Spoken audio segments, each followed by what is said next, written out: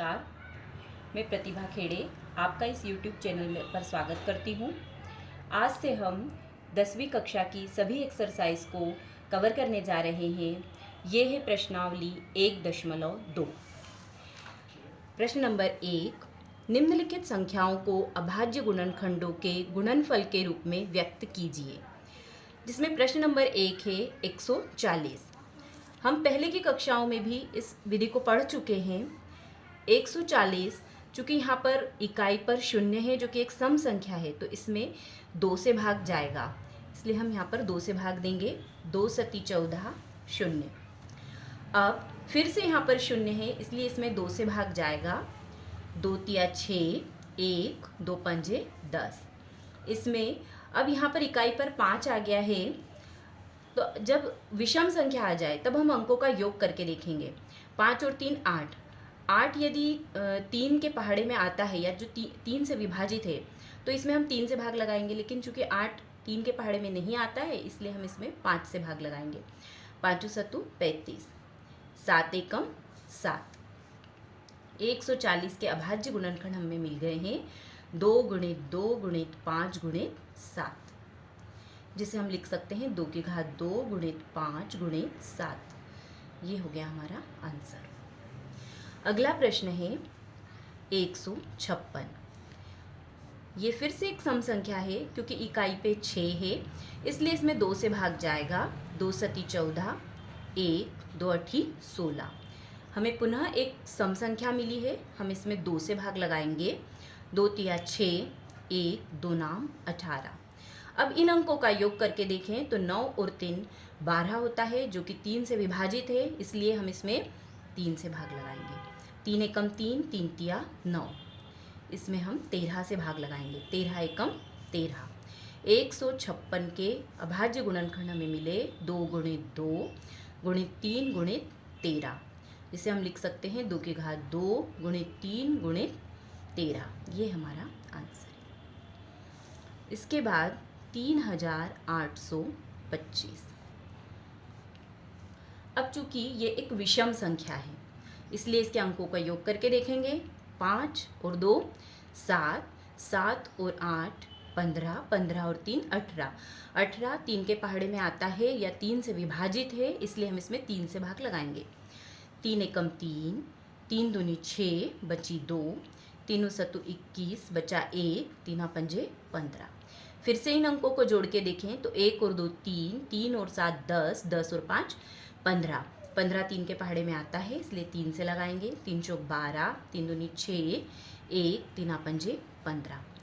अब 425, 4 और 2 6, 6 और 5 11, जो कि 3 से विभाजित नहीं है, इसलिए हम इसमें 5 से भाग लगाएंगे। 5 8 40, 55 25। फिर से 5 से जाएगा।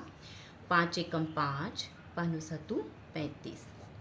अब 17 से 17 एकम 17। इसके गुणनखंड आ गए 3025 के 3 गुणित 3 गुणित 5 गुणित 5 गुणित 17। इसको हम लिख सकते हैं 3 की घात 2 गुणित 5 की घात 2 गुणित 17। ये हमारा आंसर है। इसके बाद 5005। इसमें 5 और 5 10 होता है, जो 3 से विभाजित नहीं है, इसलिए हम इसमें 5 से भाग लगाएंगे। 5 एकम 5 0 0, 5 एकम 5। अब इसमें देखें हम, तो ये एक विषम संख्या है जो कि न 3 से विभाजित है न 5 से विभाजित है। ऐसी स्थिति में हम इससे भाग लगाएंगे। अगला अंक 7 से लगाएंगे। 7 एकम 7 बचेगा 3, 7 चौक 28, 2 7 तिया 21। इसमें अब हम देखेंगे 7 से भी नहीं जाएगा, 9 से भी नहीं जाएगा, हम लगाएंगे 11 से। 11 एकम 11, 11 तिया 33। अब जाएगा 13 से। 13 एकम 13। इसके गुणनखंड हमें मिले 5005 के 5 गुणित 7 गुणित 11 गुणित 13। ये हमारा आंसर है। अगला सवाल है प्रश्न नंबर 5, 7429। 7429 हम देख रहे हैं इकाई में 9 है, यानी यह एक विषम संख्या है। इसमें 2 से भाग नहीं जाएगा, इसमें 3 से भाग भी नहीं जाएगा। 7 और 4 11, 11 और 2 13, 13 और 9 22, जो कि 3 से विभाजित नहीं है। इसमें हम 17 से भाग लगाएंगे। 17 के पहाड़े में हम देखेंगे 17 एकम 17, 17 दूनी 34, इसमें जाएगा 17 तिया 51, 17 चौक 68, है ना। तो 4 बार जाएगा। 74 में से हम 68 को घटाएंगे तो 6 आएगा। फिर जाएगा 3 बार, 17 तिया 51, इससे माइनस करेंगे तो 11 आएगा। अब जाएगा 7 बार। इसके बाद 19 से 17 से भी नहीं जाएगा, 19 से देंगे, 19 से भाग देंगे तो यहाँ पर आ जाएगा हमारा 2 बार जाएगा, पहले बचेगा 5, फिर 3 बार जाएगा। अब 23 से लगाएंगे भाग, तो 23 एकम 23। इस तरह हमको 7429 के अभाज्य गुणनखंड मिले 17 गुणित 19 गुणित 23। ये आ गया हमारे पास फाइनल आंसर। अगला प्रश्न, प्रश्न नंबर 2, पूर्णांकों के निम्नलिखित युग्मों के एचसीएफ और एलसीएम ज्ञात कीजिए तथा इसकी जांच कीजिए कि दो संख्याओं का गुणनफल बराबर एचसीएफ गुणित एलसीएम है। तो इसमें हमें एचसीएफ भी निकालना है और एलसीएम भी निकालना है। हम सबसे पहले इनके गुणनखंड कर लेते हैं। हम 26 का गुणनखंड करेंगे तो 2 एकम 2, 2 तिया 6, 13 एकम 13। 91 का गुणनखंड करेंगे तो 3 से नहीं जाएगा, 7 से जाएगा। 7 एकम 7, 2, 7 तिया 21। अब इसमें जाएगा 13 से, 13 एकम 13। 26 बराबर हमारे पास गुणनखंड आ गए 2 गुणित 13। 91 का आएगा 7 गुणित 13। अब यहीं से हमको एलसीएम भी निकालना है और एचसीएफ भी निकालना है। तो एचसीएफ तो दोनों में जो कॉमन होगा, कॉमन फैक्टर निकालना है। तो 13 यहाँ भी है, 13 यहाँ भी है, इसलिए इसका एचसीएफ हो जाएगा 13। अब एलसीएम देखें तो एलसीएम में सभी चीज़ें आना चाहिए, जो कॉमन है उसे एक बार लेंगे, बाकी वैसा का वैसा ही। जैसे 2 है, 2 गुणित यहाँ 13 है, क्योंकि 13 दोनों में है इसलिए एक ही बार लिखेंगे, और 7, ये एलसीएम होगा इसका। अब इनका सबका गुणा करना पड़ेगा। 13 दूनी 26 और 26 में हम 7 का गुणा करेंगे तो हमें मिलेगा 182। एचसीएफ आ गया 13 और एलसीएम आ गया हमारे पास 182। क्योंकि प्रश्न में वो बोल रहा है कि इसकी हमें जांच भी करनी है। तो जांच करने में क्या है, संख्याओं का गुणनफल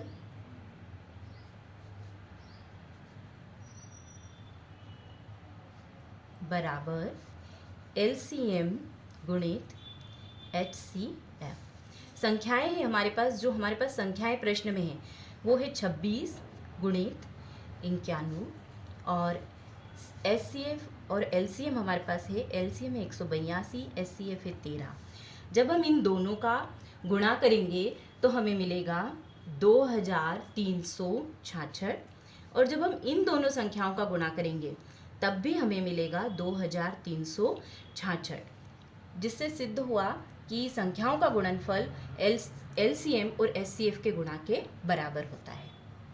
इसके बाद अगला प्रश्न है 510 और 92। अब 510 ये है सम संख्या, इसमें 2 से जाएगा, 2 दूनी 4, 1, 2 पंजे 10, 2 पंजे 10।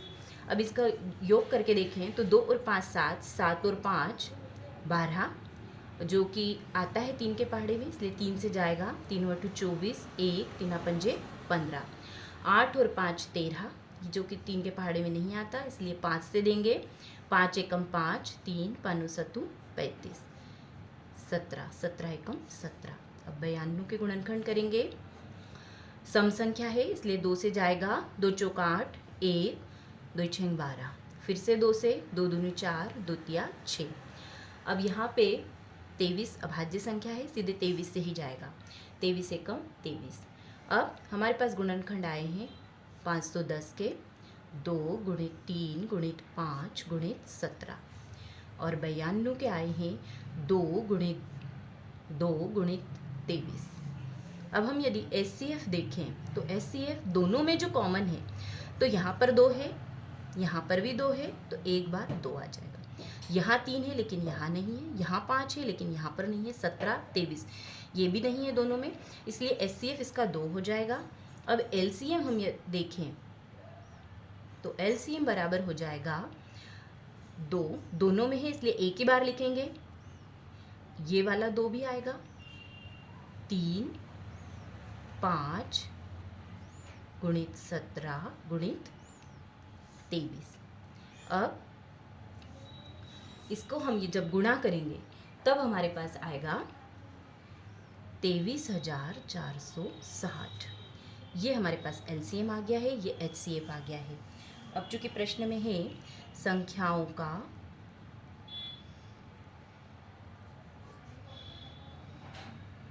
गुणनफल बराबर LCM गुणित HCF। जब हम इसको गुणा करेंगे संख्याओं का तो यहाँ पे आ जाएगा, संख्याएं हैं हमारे पास 510 गुणित 92 और LCM है 23,460 गुणित SCF 2। इन दोनों का जब हम गुणा करेंगे तब हमारे पास आएगा 46,920 और यहाँ पर भी आ जाएगा 46,920 जो कि बराबर है, यही हमको बताना था। 3 का तीसरा प्रश्न है, इसमें 336 और 54 का अपने को SCF और LCM निकालना है। 336 सम संख्या है इसलिए हम इसमें 2 से देंगे भाग, 2 एकम 2, 2 छेंग 12, 2 अठी 16। इसके बाद फिर से इसमें 2 से जाएगा, 2 अठी 16, 2 चौक 8, फिर से 2 से जाएगा, 2 चौक 8, 2 दूनी 4, 2 दूनी 4 1। अब 21 आ गया है, 3 से जाएगा, 3 सतु 21, फिर 7 से जाएगा। ऐसे ही हम 54 के भी गुणनखंड करेंगे। ये भी सम संख्या है, 2 से जाएगा, 2 दूनी 4 1, 2 सती 14, 3 से जाएगा, 3 नाम 27, फिर 3 से जाएगा, 3 तिया 9, फिर 3 से जाएगा, 3 एकम 3।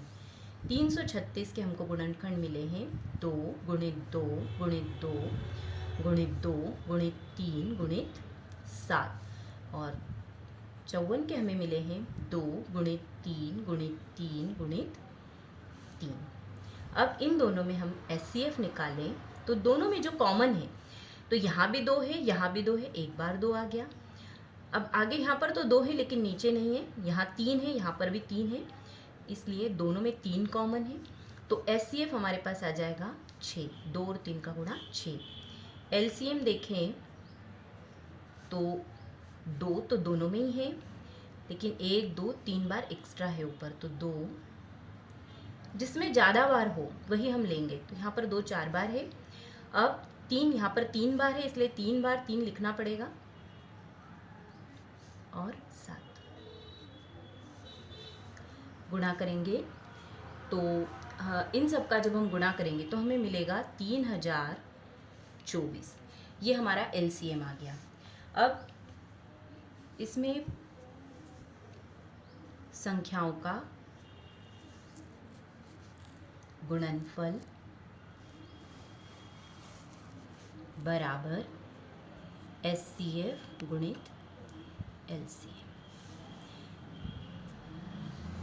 तो संख्याओं का गुणनफल है, संख्याएं हैं हमारे पास 336 गुणित 54, LCM हमारे पास निकला है 3024 और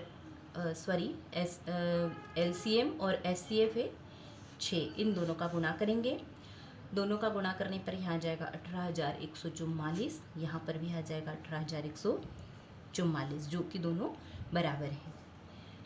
आज के लिए इतना ही, धन्यवाद।